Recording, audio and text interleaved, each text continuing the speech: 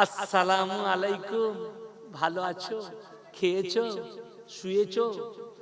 সারা রাত গল্প করছে, ফজরের সময় বলছে শোনা আজান হয়েছে, বললে হ্যাঁ। তোমাদের হয়েছে, নামাজ পড়বে না? হ্যাঁ পড়বো। তাইলে রাখছি, বলে রাখবে, একটা দিবে না? যারা বুঝার তারা বুঝে গেছে, ওই যে হাসছে। সেই সম্পর্কটার নাম দেওয়া হয়েছে রিলেশনশিপ। ভারতের মাটিতে এই সম্পর্কটা যাদের কাছে আছে শুনেলেন, চাষিবাসীর কাছে নয়, গ্রাম্য মানুষের কাছে নয়। এই সম্পর্কটা প্রথম ঢুকেছে বলিউড, টলিউড, কলিউড, না ফিল্মি দুনিয়ায়, তারপরে এসছে ক্রিকেটের খেলার দুনিয়ায়, তারপরে এসছে কলেজ আর ইউনিভার্সিটির দুনিয়ায় চলে এসছে। সম্পর্কে আছে, নাম দিয়েছে রিলেশনশিপ। 3 দিন থেকে 1 সপ্তাহ 4 দিনের আগেকার খবর, আমি গাড়িতে আস্তে আস্তে দেখছিলাম 4 দিন আগে মোবাইলে, একজন ভালো ফুটবলার একটা মেয়ের সঙ্গে রিলেশনে ছিল, রিলেশন। তো সেই মেয়েটা প্রেগনেন্ট, সে ফটো শেয়ার করেছে ফেসবুকে, নিজের ফটো পোস্ট করেছে যে আমি প্রেগনেন্ট আছি, পেটের ফটো দিয়েছে। এই ফুটবল প্লেয়ার তখন লিখছে, সেখানে আবার একটা পোস্ট করছে, তার সঙ্গে এখন সম্পর্ক নাই, অথচ সে পোস্ট করছে বাচ্চার নাম হবে এটা। সেই মেয়েটা তৃতীয়বার পোস্ট করছে যে এই বাচ্চাটা আমার পেটে যেটা আছে এটা তোমার নয়, তোমার সঙ্গে বিচ্ছেদের পরে আমি আর একজনের সঙ্গে রিলেশন করেছিলাম, বাচ্চাটা তার। জোরে বলুন নাউজুবিল্লাহ। হারাম আওলাদ গুলো বিনা বিয়েতে প্রমোট হয়ে যাবে, সমাজ এগুলোকে হালাল ভাববে। হে আমার যুবক যুবতী, বেঈমান কাফেররা কিভাবে মুসলিম সমাজকে জিনা করাচ্ছে শুনেলেন। যারা আমার বাবা আছেন, মা আছেন, শুনেলেন। তারা নাম দিয়েছে 14ই ফেব্রুয়ারি ভ্যালেন্টাইন ডে, কাজ হচ্ছে জিনা করা। তারা নাম দিয়েছে চকলেট ডে, কাজ হচ্ছে জিনা করা। তারা নাম দিয়েছে রোজ ডে, কাজ হচ্ছে জিনা করা। তারা নাম দিয়েছে কিস ডে, কাজ হচ্ছে জিনা করা।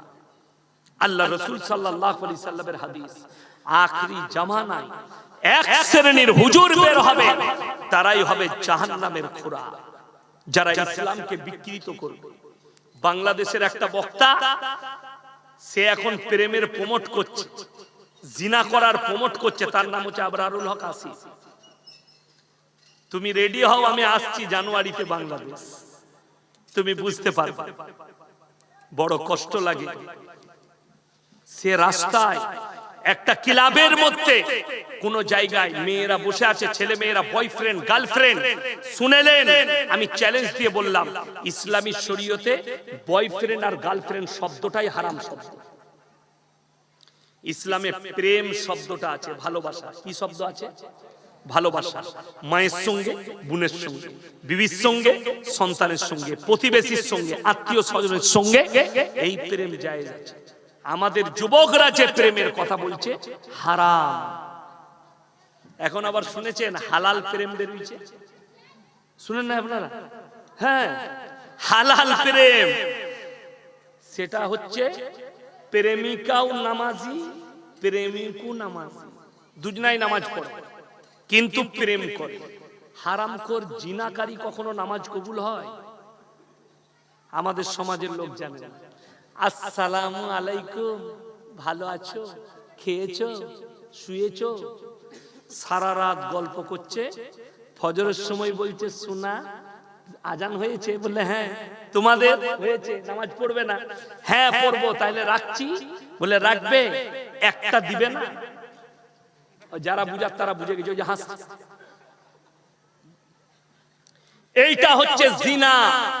বেঈমান কাফেররা এটাই চেয়েছে, এরা নামাজের সাথে সাথে যেন জিনা করে, এরা নিজেকে মুসলমান বলার সাথে সাথে যেন হারাম জিনিসগুলোকে হালাল বলে নিজেরা অ্যাকসেপ্ট করে নেয়। এটার জন্য বলছি। আচ্ছা আপনারা বলুন, এই একটা মোবাইলের দাম, এই মোবাইলটা আমার 5 বছর হলো। ক বছর বললাম? আমি রোজ 1 লাখ টাকা দামি মোবাইল কিনতে পারি না? পারি? এই মোবাইলটার দাম 16,800 টাকা নিয়েছিল। কত বললাম? 16,800। অ্যাকাউন্ট আছে, মাদ্রাসার বিভিন্ন কাজ করতে হয়, বিভিন্ন লোকের সঙ্গে কথা বলতে হয়, হোয়াটসঅ্যাপে লেখা পাঠাতে হয়, যার কারণে এটা নিয়া।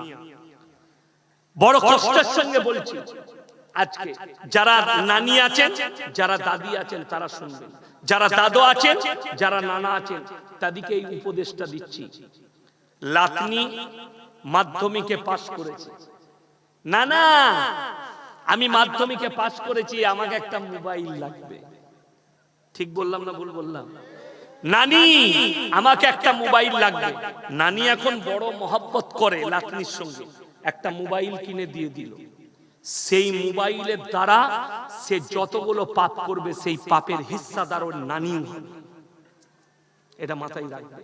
আর সেই মেয়ে যখন জিনায় লিপ্ত হচ্ছে, এই নানির কপালে হাত, হাই রে নানি, হাই রে নানা, তুমি মাধ্যমিক পাস করেছো, তোমাকে একটা বাংলা মানে কোরআন কিনে দিয়ে পাঠাচ্ছি, এটা পড়ো। লাভ আছে না লস? লাভ। বাংলা বুখারী শরীফ আছে না নাই? বাংলা তিরমিজি আছে না নাই? বাংলা মিশকাত শরীফ আছে না নাই? আরে বাংলা হাদিসের কিতাবগুলো কিনে দাও, কাজে লাগবে। ওই টাকাও লাগবে না। ৫,০০০ টাকার ভেতরে সব হাদিসের কিতাব হবে না? হবে না বাবা? ৫০০ টাকার ভেতরে একটা দামি কোরআন হবে না? হবে না?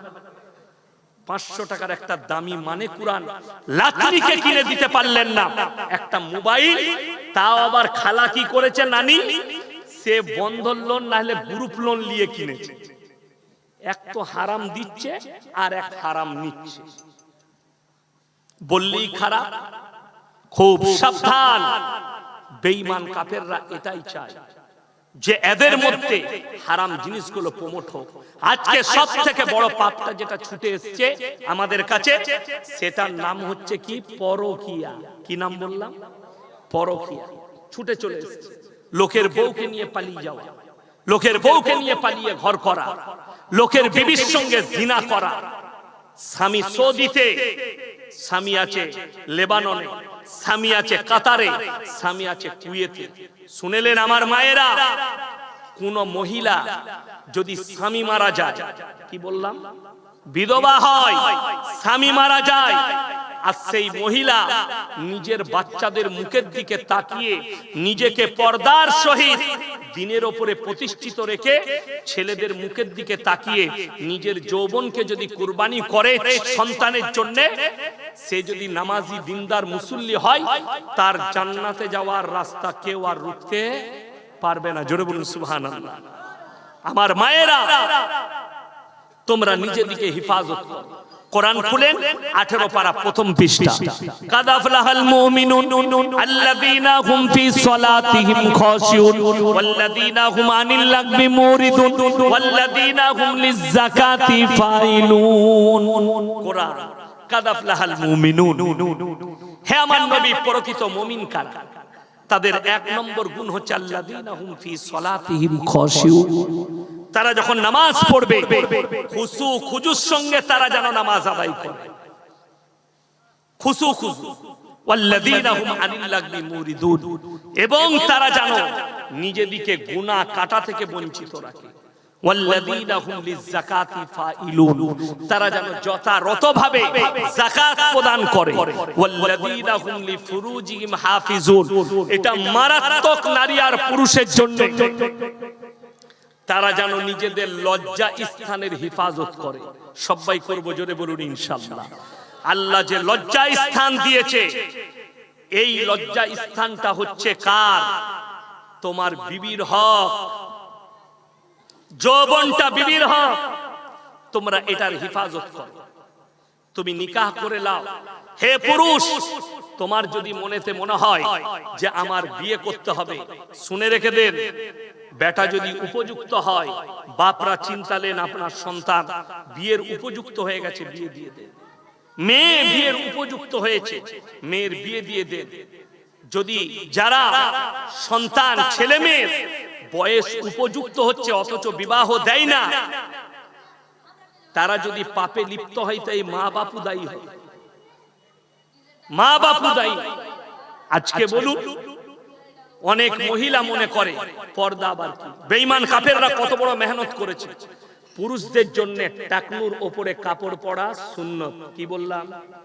টাকনুর উপরে নবীজি বলেছেন, যারা টাকনুর নিচে কাপড় পরবে ওই অঙ্গগুলো জাহান্নামের আগুনে আল্লাহ জ্বালাবে।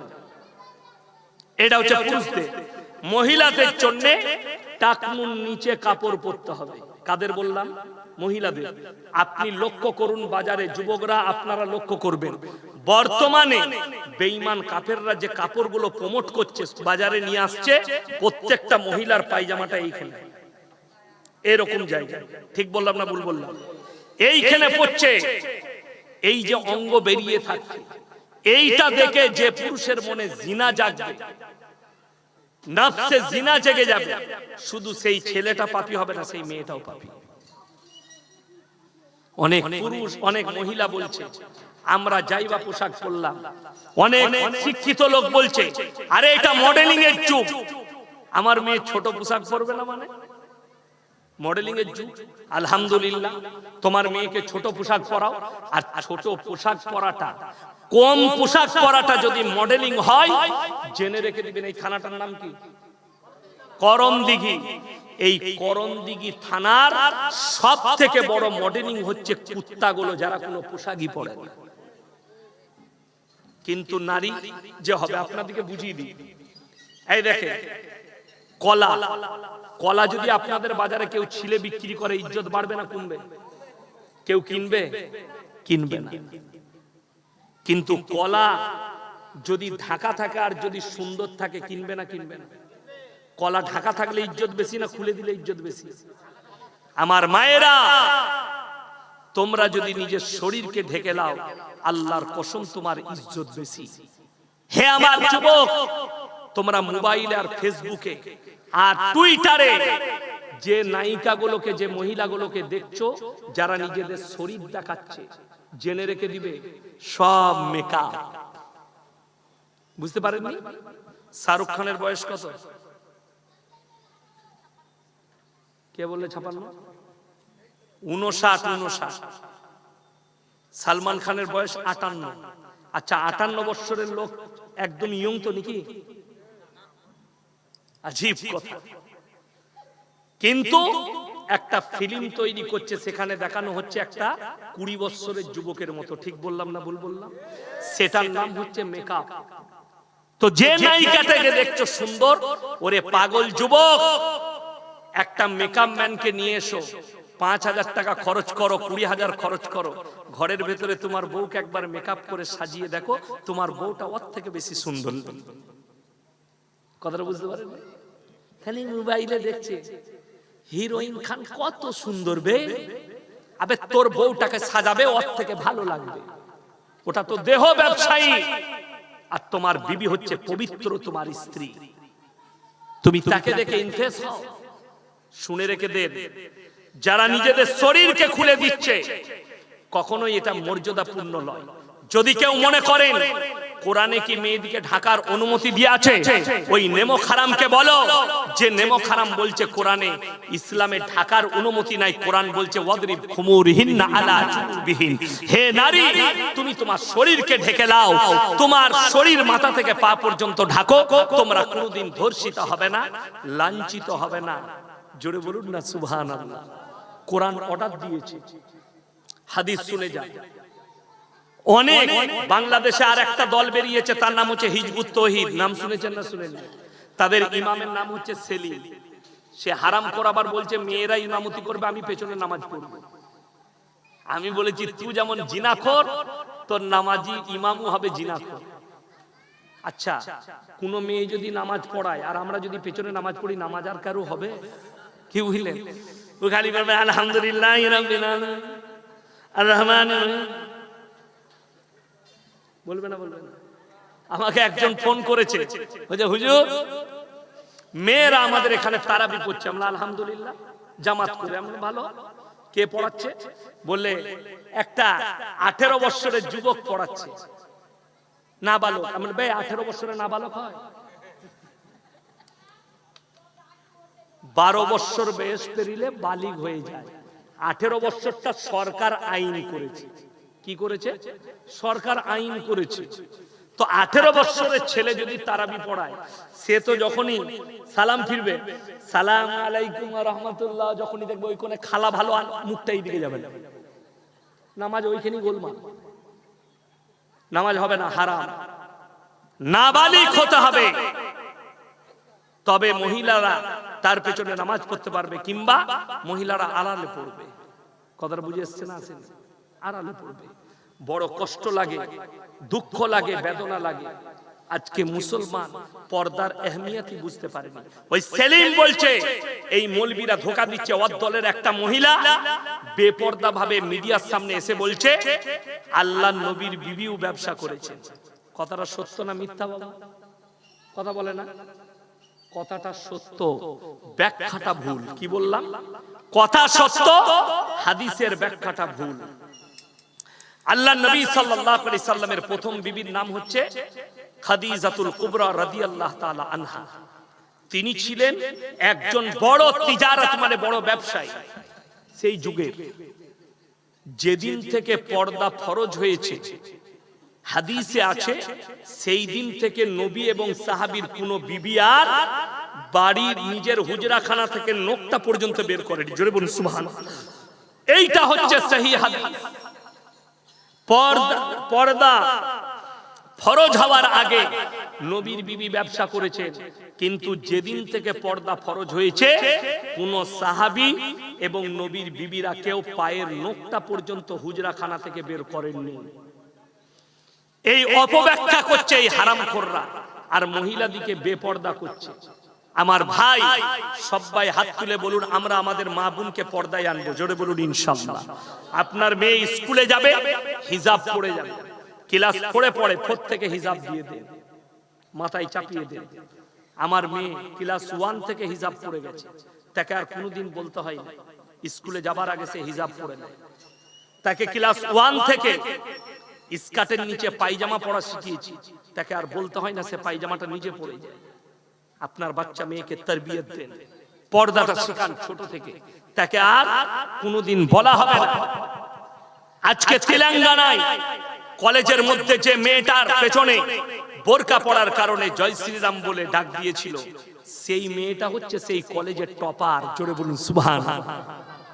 ওই জন্য পোশাকটা মেটার নয়, আপনার মেয়েকে শিক্ষিত করুন, পর্দার সঙ্গে রাখুন, পুশিদাই রাখুন, পর্দার মধ্যে রাখুন। আজকে বর্তমানে মুসলমানের হালত টাউনশিপে বাস করে, অথচ তারা জিজ্ঞেস করছে হুজুর দেওয়ালিতে মিষ্টি দিয়েছে খাওয়া যাবে কি? অমুসলিম ভাই, আমরা দুর্গা উৎসবে আমাদেরকে প্রসাদ দিয়েছে খাওয়া যাবে কি? অনেক মুসলমান খাচ্ছে। আমার বর্ধমান জেলায় দেখি পুজোর ফিতে কাটছে মুসলিম, পুজোর ফিতে কাটছে। তারা বলছে এই মৌলবীরা সম্প্রীতি জানে না। আমি বলছি পুজোর প্রসাদ খাওয়া হারাম। সেই দিনে আমাদের বীরভূম ডিস্ট্রিক্টে জলসা ছিল, এরকম মজমা লোক বসে আছে। আমি বললাম বাবা পুজোর প্রসাদ কেন খেতে নেই? তো একজন উত্তর দিল বাবাজি, সে বলছে গোবর আর মুতের ছিটে দেয়। আমি বললাম এটা আমি জানি না, তবে যদি এটাই হয়ে থাকে, যদি ওপরের মালগুলো ফেলি দিই তলার গুলো খাওয়া যাবে। কথাটা বুঝতে পেরেছেন না? পারেন? সেই বাবাজি উত্তর দিতে পারেন। আমি বললাম গোবর আর মুখটা ইসলামে ফ্যাক্ট নয়, ইসলামে ফ্যাক্ট হচ্ছে ইন্নামা হাররামা আলাইকুমুল মাইতাতা ওয়াদ-দামা ওয়া লাহমাল খিনজির ওয়া মা উহিল্লা বিহি লিগাইরিল্লাহ। প্রবাহিত রক্ত, মরা জন্তুর মাংস, শুয়োরের মাংস আল্লাহ ব্যতীত অপরের নামে উৎসর্গিত জিনিস তোমাদের জন্য হারাম করা হলো। এইটা হচ্ছে ম্যান মেটার। আল্লাহ ব্যতীত ঠাকুরের নামে হারাম, আল্লাহ ব্যতীত গাছের নামে হারাম, আল্লাহ ব্যতীত কবরের নামে হারাম, আল্লাহ ব্যতীত ঢিপির নামে হারাম। আল্লাহ ছাড়া অপরের নামে উৎসর্গ করা জিনিসই তোমাদের জন্য হারাম করা হয়েছে। চলুন এরপরে জিজ্ঞেস করছি যে সম্প্রীতি তোমরা জানো না আমরা সম্প্রীতি নষ্ট করছি। আচ্ছা তুমি যদি সম্প্রীতি বুঝো, এই যখন পুজোর অনুষ্ঠান হয় তখন কিছু নেতা বলে ধর্ম যার যার উৎসব সবার, বলে না? বলে না? বলছে। তাকে জিজ্ঞেস করো কুরবানির সময় বলি না কেন? কথাটা বুঝতে পারেন? কুরবানির সময় কেউ বলে ধর্ম যার যার উৎসব সবার? তাহলে তুই যদি বলিস সবার উৎসব, তাহলে আমি কুরবানির সময় ডাকবো ওদিকে গরুর ঠ্যাংটা ধরবি। তখন বলবে ইসলাম কেউ কি আঘাত দেয় না। ওরে নেমো খারাম, আমি তো এটাই বুঝাতে চাইছি। ইসলাম যদি কেউকে আঘাত না দেয়, কেউ ইসলামকে কি করে আঘাত দিবে? যদি বলেন কোরআনের দলিল দেন, কোরআনে আছে লা ইলাহা উলাই ওয়া লা ইলাহা উলা, তোমরা দুটো নৌকায় পা দিও না। দুটো নৌকা মানে বুঝেন, আল্লাহকেও একটু বিশ্বাস করি, ওই দিকটাও একটু মানি। আল্লাহ বলেন এইটা করো না, একমাত্র সৃষ্টিকর্তার মালিককে, ভালো মন্দের মালিককে, কল্যাণ অকল্যাণের মালিককে আল্লাহ। ভেবে দেখুন, আল্লাহ সকল জিনিসকে সৃষ্টি করেছে না করেন, আর আপনি তার সৃষ্টির উপরে বিশ্বাস করছেন। একটা গাছ ঝড় দিলে ভেঙে যেতে পারে না পারে না? পারে। পানি এলে ডুবে যেতে পারে না পারে না? ডুবে যেতে পারে। অথচ সেই গাছের গোড়ায় ঘোড়া রেখে আগরবাতি মোমবাতি দিয়ে মুসলিমরা সিজদা করছে, বলছে দিনের কাজ করছে। যদি আপনার বিশ্বাস না হয় আমার গাড়িতে চপুন, কালকে আমার এলাকায় দেখিয়ে দেব। আচ্ছা, আমার এলাকায় দেখিয়ে দেবো, মাজারে বসে তাবিজ লিখছে, এক ওয়াক্তের নামাজ পড়ে না। আরে ওটা তো দূরের কথা, ওয়াক্ত তো দূরের কথা, হারামখোর জুম্মাটা পর্যন্ত পড়ে না। আমার আব্বাজিকে ফোন নম্বর যাদের কাছে আছে ফোন করে জিজ্ঞেস করবেন। আমরা বাপ বেটা জলসায় গিয়েছিলাম বর্ধমান জেলায়, দক্ষিণ দামোদর বলে একটা জায়গা আছে, আমরা দামোদরের উত্তরে আছি, তারা দক্ষিণ পারে আছে বর্ধমানে। সেখানে গেছি, গিয়ে আমরা বাপ বেটা মাগরিবের নামাজ পড়লাম। কিসের নামাজ? মাগরিবের, জামাতের সঙ্গে। মসজিদের পাশে দেখলাম একটা গাছ আছে, শেওড়া গাছ। কি গাছ বললাম? শেওড়া। গোড়াতে ঘোড়া রাখা আছে, আগরবাতি মোমবাতি আছে, একজন বসে তাবিজ লিখছে, মুখে দাড়ি আছে, মাথায় টুপি আছে, পাঞ্জাবি আছে। তো আমি ইমাম সাহেবকে জিজ্ঞেস করলাম যে হুজুর নামাজ পড়বে না? বলছে না, হুজুরের নামাজ মুখস্থ মনে মনে পড়ে। আমি শিখ এরকম নামাজ শুনেছেন? মুখস্থ নামাজ, এটা আমি জীবনে শুনি নাই। বলছে মনে মনে নামাজ পড়ে, বাতিনি নামাজ, আপনারা জাহিরি পড়ে। বিশ্বাস করুন, আমি বললাম আজকে কিন্তু জলসা আমি এইখান থেকেই শুরু করব। একজন বললে হুজুর এসব বলবেন না। আমি ওইটাই বলবো, আমাকে দাওয়াত দিয়েছিস কেন? আমি ওইখান থেকেই শুরু করেছি। রাসূল সাল্লাল্লাহু আলাইহি সাল্লামের ওয়াফাতের যে হাদিস আছে বুখারী শরীফে, নবীজি সাল্লাল্লাহু আলাইহি সাল্লাম এত অসুস্থ, তিনি নিজের আখরি জিন্দেগীর আখরি ওয়াক্তের নামাজ দুজন সাহাবীর কাঁধে হাত রাখলেন, পাগুলো ছেঁচুড়ে ছেঁচুড়ে গিয়ে মসজিদে নববীতে নামাজ আদায় করলেন। ওই অবস্থাতেও রাসূলের নামাজ মাফ হলো না। আর হারামখোর বলছে মারিফত পেয়েছি, নামাজ মাফ হয়েছে। আল্লাহ হেফাজত করুক, বলুন আমিন। নামাজ আপনি দাঁড়িয়ে পড়বেন, পাচ্ছেন না বসে পড়বেন, পাচ্ছেন না শুয়ে পড়বেন, ইশারায় পড়বেন। বেহুশ না হওয়া পর্যন্ত নামাজ মাফ নাই, নামাজ পড়তেই হবে। হার হার উজু করতে পাচ্ছেন না, তায়াম্মুম করবেন। জোরে বলুন সুবহানাল্লাহ। আপনার এনার্জি আছে, শীতকালে উজু করলে আপনার এনার্জি চলে আসে, ঠান্ডা লেগে যায়, আপনি তায়াম্মুম করে নামাজ পড়বেন। কিন্তু নামাজ ছাড়া যাবে না, হার হালতে পড়তে হবে, যেখানেই থাকুন।